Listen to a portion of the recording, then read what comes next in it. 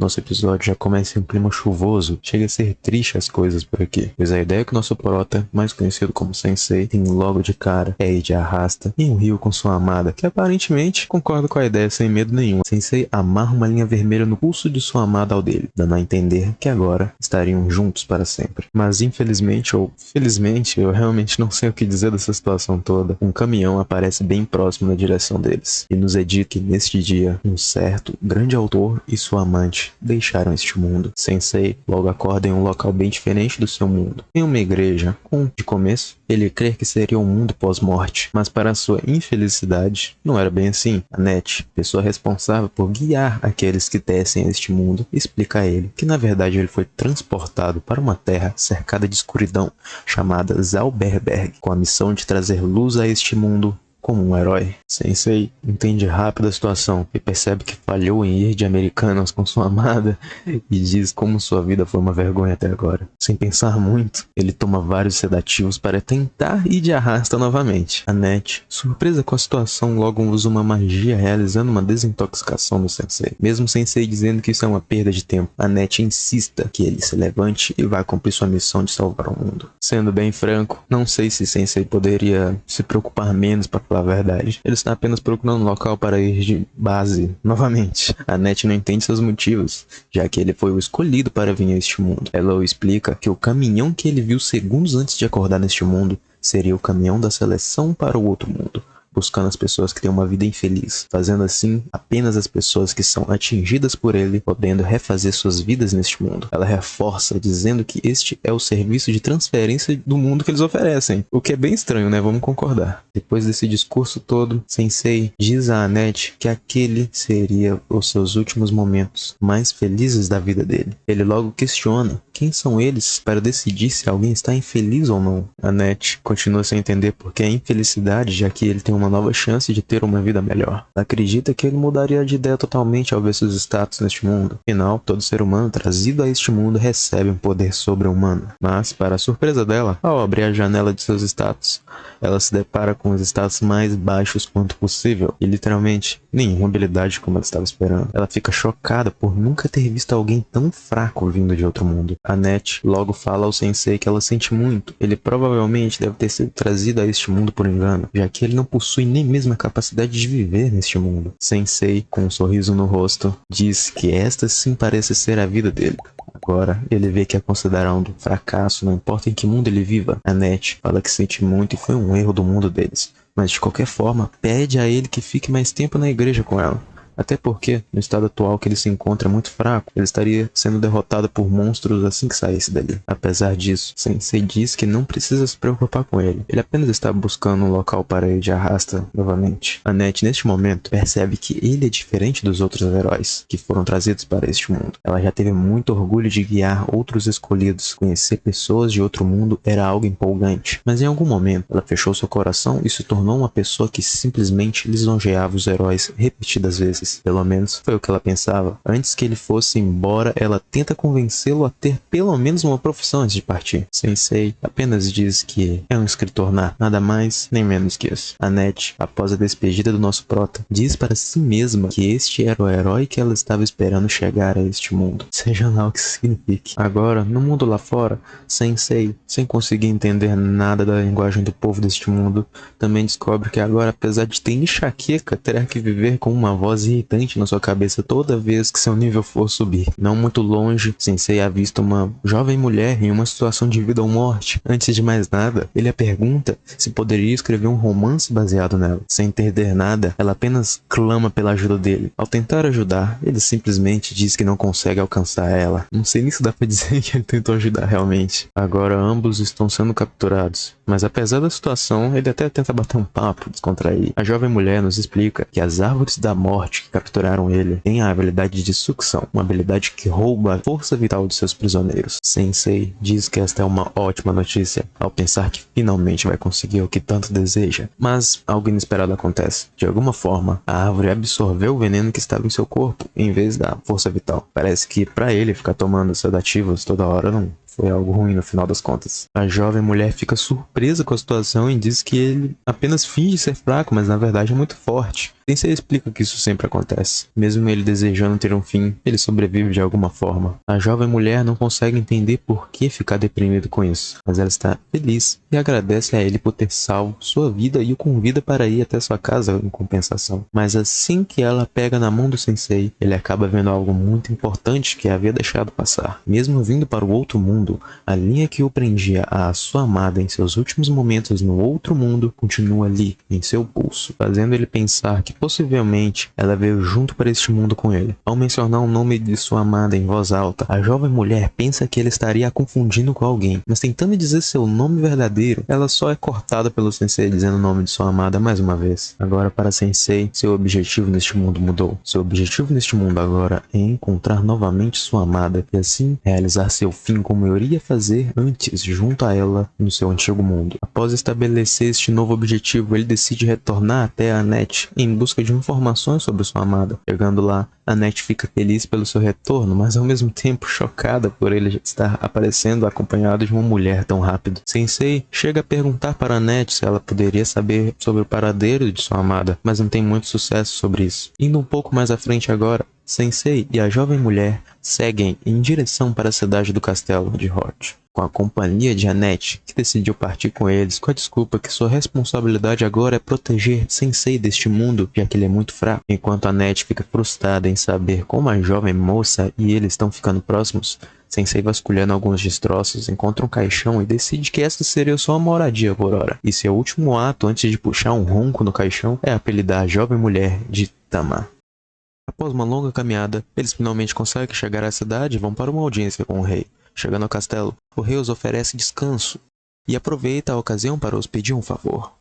Como a princesa não sabe com quem se casar, ele os pede uma opinião sobre os pretendentes a casar com Charlotte. Sensei diz que essa não é uma pergunta que se faça a viajantes recém-chegados e fala que ele é um péssimo rei por isso. Tama e Annette explicam que ele é de outro mundo e pedem desculpas pelo seu humor. Ao anoitecer, Sensei não consegue dormir. Annette percebe isso e tenta conversar com ele, perguntando sobre sua amada, mas rapidamente perde foco ao ver que Tama estava deitada junto a ele pelo frio.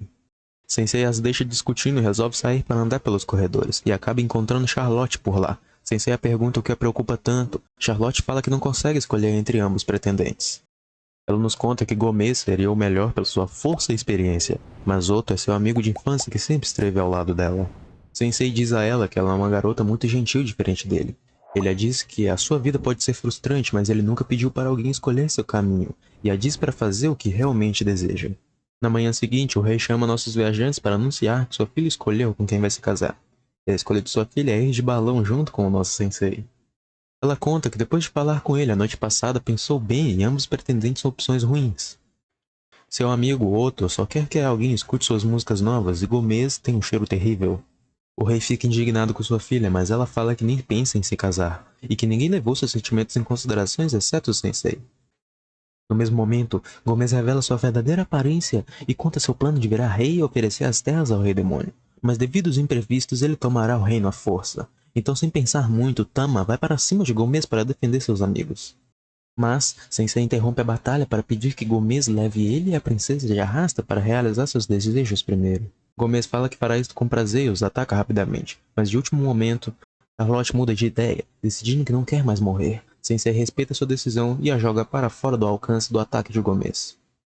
Mas Annette impede Gomez de acertar o Sensei no último momento. Tama aproveita da situação e ataca Gomez com uma investida poderosa, o jogando para fora do castelo e finalizando a batalha.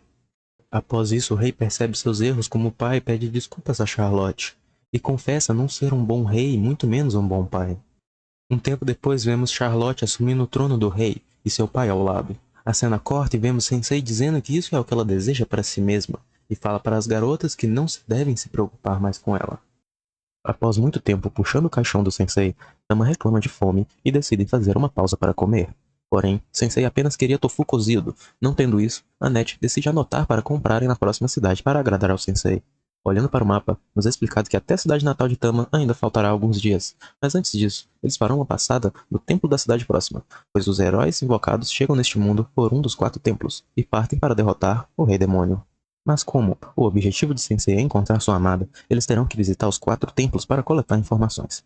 Então a Net diz que prefere que o Sensei não se encontre com o Rei Demônio, já que ela não quer expor ele ao perigo. Tama a provoca falando que ela deve gostar muito do Sensei, mas ela diz que isso é porque ele a ajudou a achar uma luz quando não havia mais razão no seu trabalho.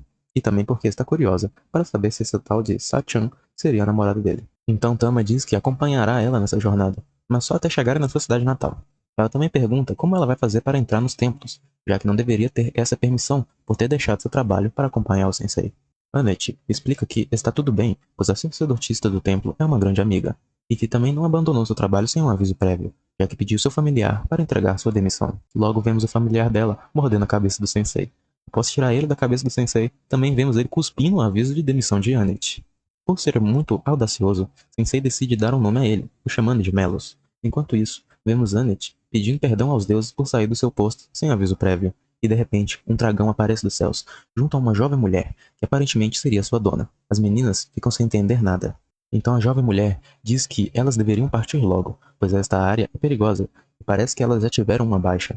Logo Sensei se levanta, e Annette pede desculpas pelo seu humor, por ter vindo de outro mundo. Por algum motivo, a jovem mulher tem uma raiva muito forte contra os heróis, e diz que matará todos eles. Ela logo os ataca, e Annette consegue os defender com seu escudo, mas infelizmente, o poder era tanto que seu escudo se quebrou. Annette e Tama tentam proteger o Sensei a todo custo, mas logo percebem que não vão ter chance, pois a jovem moça, na verdade, é o Rei Demônio da Ira. Sensei diz que já que seu problema é com os heróis, então as duas não têm nada a ver com isso, e fala que será seu oponente, e ele está pronto para morrer.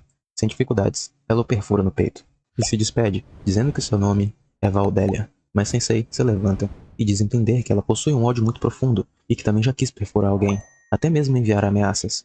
Ele estava perdendo a cabeça naquela época, e a pergunta se isso não seria o caso dela. Assustada com o Sensei, sua única reação é fugir com seu dragão. A cena corta e vemos Melos trazendo os 3 para o templo mais próximo, onde a amiga de Annette o socorre imediatamente. No dia seguinte, vemos Sensei recuperado e comprando um frasco de veneno para beber. Então vemos Isha e Annette conversando. Annette a agradece pela ajuda e aproveita para pedir informações sobre a Sachan, mas ela não sabe de nada, e logo a questiona por que andar com um herói, e que apesar de ter ficado surpresa com sua saída sem aviso, ela até entendia seu lado, mas viajar com um herói é loucura, pois eles não são pessoas decentes, e apesar de receberem poderes para derrotar o Rei Demônio, eles usam para interesses próprios. Logo, aparece Kotaro, um dos heróis, que por algum motivo sempre fala rimando, e mostra que sua habilidade é produzir dinheiro infinito. E Isha então o expulsa para continuar a conversa. Então Annette explica que o sensei é diferente dos outros, e a diz que se não fosse por ele, ela não estaria onde está agora. Então Isha a pergunta qual seria a habilidade do sensei, mas ela fala que ele não tem nenhuma habilidade, e mesmo assim arriscou sua vida para os proteger do Rei Demônio da Ira. Isha não sabe do que ela está falando, já que o Rei Demônio da Ira foi derrotado por outro herói há 7 dias. A cena corta, e no castelo vemos um herói sentado no trono do Rei Demônio da Ira, e a Valdélia olhando de longe para o castelo do seu suposto pai. Voltando para a cidade, Annette confirma que a notícia da morte do Rei Demônio da Ira é verdade, e agora a paz finalmente chegou a Zauberberg. Mas Tama questiona quem seria aquela mulher então, e diz que se o Rei Demônio foi derrotado há 7 dias atrás, não faz sentido o Sensei aparecer neste mundo exatamente há 7 dias atrás. No mesmo instante, Sensei rasga algumas páginas e cai no chão, dizendo que acha que vai morrer. Ele diz que tentou escrever sobre os eventos deste mundo, mas não conseguiu nada e se sente desesperado por isso. Annette o pergunta o que ele teria escrito sobre o encontro deles, mas ele a diz que não escreveu nada sobre. Então Sensei fala que quando conheceu Valdélia, teve uma estranha onda de criatividade, e que agora apenas reza que aconteça algo que desperte sua sensibilidade novamente. Annette então sugere saírem para comprarem coisas para a segurança do Sensei. Então o deixam ali, na rua, com uma armadura super pesada para proteger sua segurança, e vão às compras. Logo Isha o encontra e aproveita para dar um recado ao Sensei, o pedindo para deixar Annette fora de seu grupo, mas Sensei diz que ninguém tem direito de decidir isto senão ela mesma. No mesmo instante, vemos o herói Suzuki chegando na cidade, e trazendo a glória da derrota do Rei Demônio. Agora, indo direto ao ponto, ele anuncia que vai começar uma nova era governada pelos heróis, e que esta cidade será governada por ele. Então o herói Kotaro confunde Annette com sua amiga, dizendo que ela foi violenta com ele mais cedo. Suzuki vai em direção a Annette e fica enfurecido por saber isso. Então vemos que ao Suzuki tocar na cabeça de Annette, ela entra em transe. Kotaro explica que essa é a habilidade dele. Tudo que ele acariciar vira seu escravo. Tama tenta ajudar Annette, mas também vira escrava de Suzuki. Então Isha chega dando uma bronca ao Suzuki por estar usando seu dom dessa maneira, e diz que a cidade nunca se renderia a ele. Dito isso, Suzuki diz que vai destruir toda a cidade e construir um novo reino. e usará a igreja de Isha como seu castelo. A cena corta e vemos Tama atacando a armadura de Sensei ferozmente, até que ela consegue quebrar sua armadura, mas é nocauteada pelo capacete. Após isso, ele a prende em um barril, e logo vemos Isha se encontrando com ele novamente. Ou dizendo que é assim que os heróis são na realidade, usando seus poderes para benefício próprio e perdendo o controle de suas ações com o tempo. Então Sensei diz que este tipo é exatamente o que desperta sua sensibilidade. Então, ele decide ir rumo à igreja para escrever sobre este herói. Chegando lá, Isha diz que ele não tem chances contra ele, já que não tem nenhum dom. Ela até pensa que ele teria algum plano com seu frasco de veneno, mas logo percebe que ele só estava querendo beber mais. Ela até sugere um plano em ir abaixados para não chamar atenção, mas ele a ignora e entra pela porta da frente. Então Sensei entra pela porta da frente e encontra Suzuki, e o diz que gostaria de escrever uma história sobre ele. Suzuki pensa que ele quer escrever sobre como ele vai conquistar este mundo, mas na realidade ele o diz que vai escrever sobre um homem que ganha um poder que não merece e cai em sua própria ganância. Ao insultar ele dessa forma, Suzuki manda seus lobos matarem eles.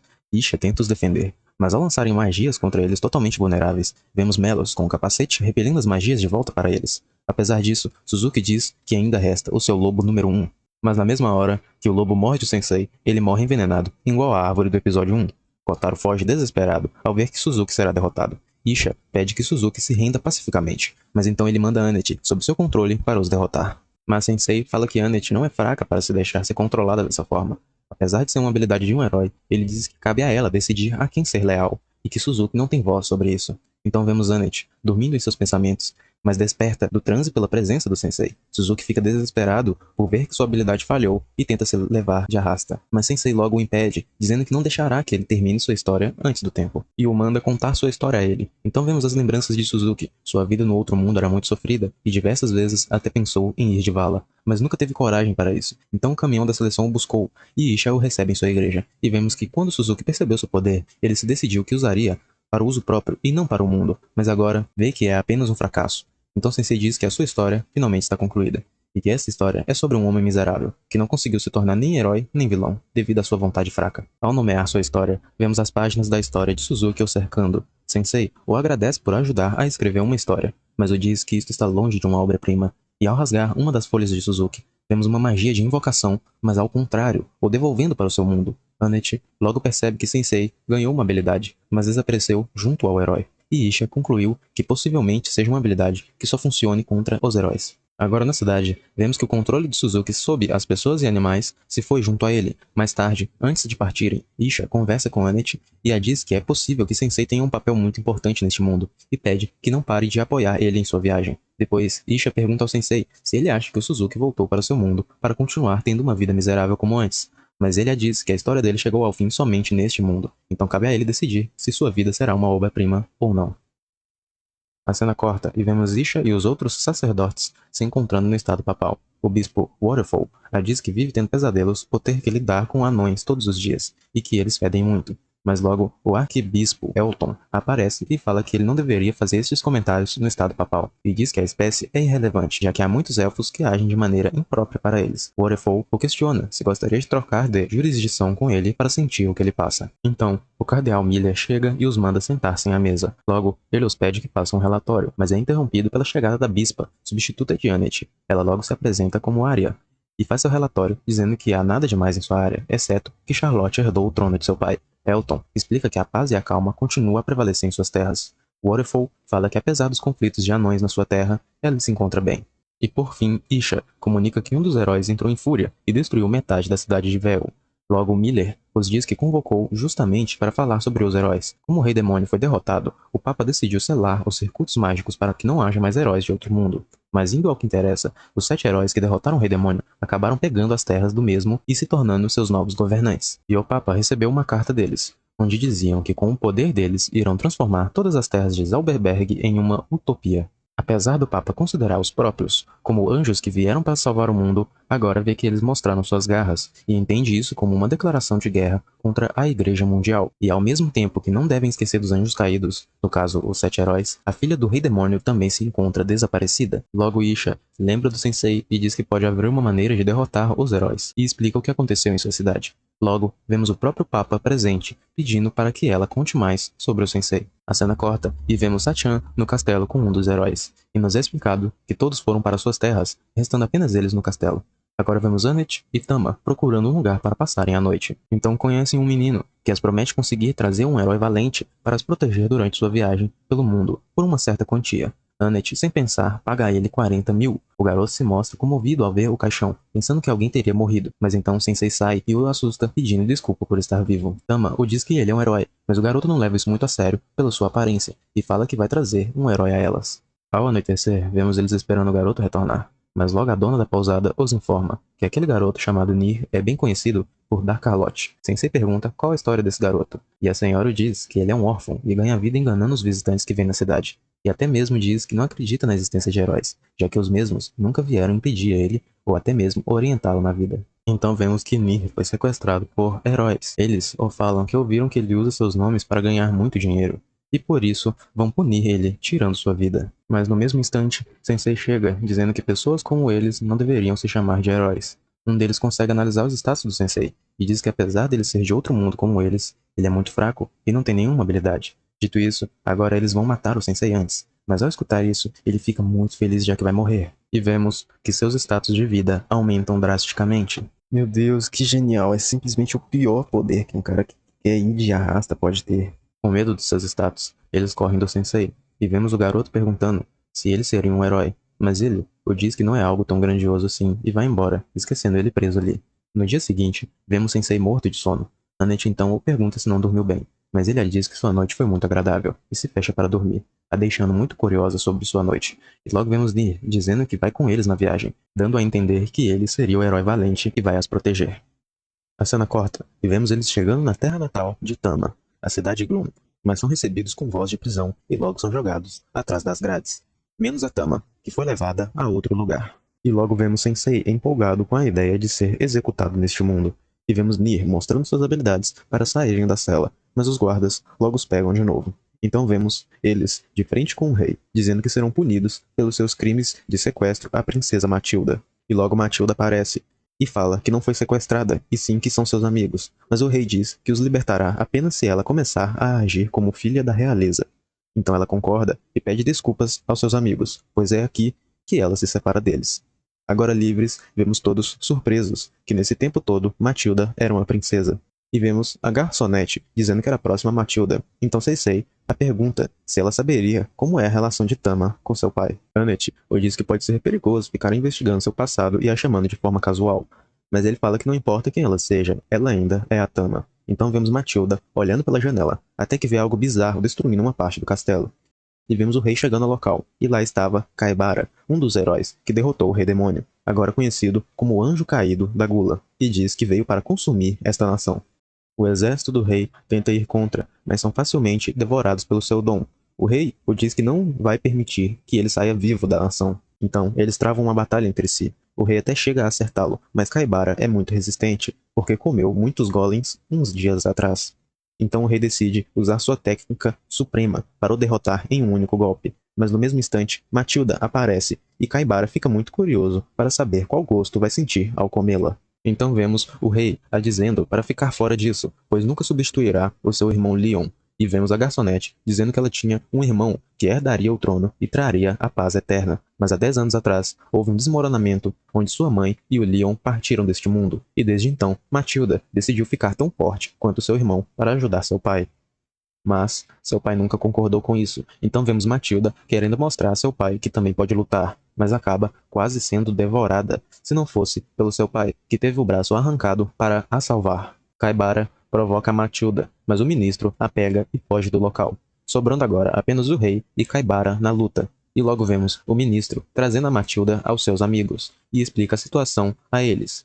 Logo vemos Kaibara anunciando que será o novo rei dessa terra, e que não os fará mal, ele apenas quer provar a carne de todas as variedades da raça deles, e deseja somente as mulheres e crianças, mas se por acaso um homem se opor, ele comerá também.